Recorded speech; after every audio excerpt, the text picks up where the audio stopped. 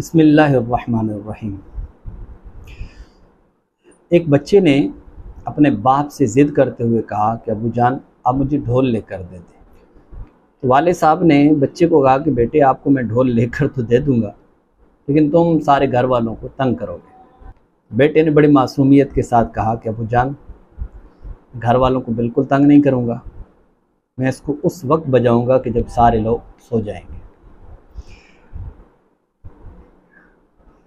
अब सवाल ये है कि क्या वो वाले साहब अपने बेटे को ढोल लेकर देगा?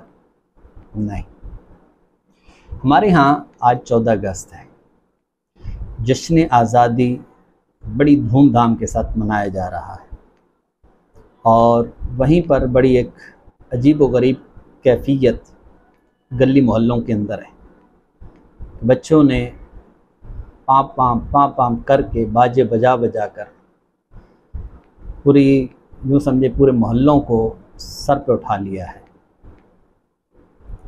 अगर कोई शख्स जा रहा है गली के अंदर तो अचानक पीछे से कोई एक तरफ से निकल कर उसके पीछे पाँव करेगा और भाग जाएगा। दूसरा कोई शख्स जा रहा है, उसका ध्यान कहीं और है, किसी और सोचों के अंदर वो गुम है। पीछे से कोई एक बच्चा निकलेगा और पाँव उसके कान के करीब करेगा और भाग जाएगा। यानी इतनी तकलीफ़ दे चीज़ होती है कि ना पूछिए। अच्छा, एक बेटे ने अपने वाले साहब से ज़िद की और कहने लगा कि मुझे जो है 14 अगस्त है, आप मुझे बाजा लेकर दें। तो बाप ने कहा कि बेटे इस शर्त पर लेकर दूंगा कि तुमने घर नहीं बजाना, वरना घर वालों को बड़ा परेशान करोगे। बेटे ने कहा बिल्कुल ठीक है, मसला ही नहीं। अब मुझे बताइए कि वो बेटा कहाँ जाकर बजाएगा? ये वाले साहब क्या चाहते हैं?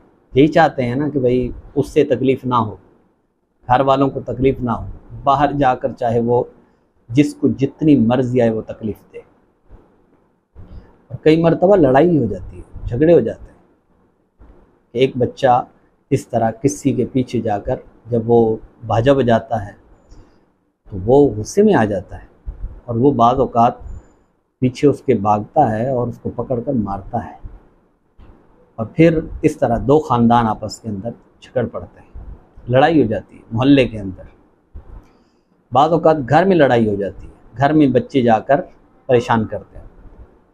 इसी तरह एक बच्चे ने अपने वाले साहब से ज़िद की और इसरार किया कि अबू जान आप मुझे बाजा लेकर दें।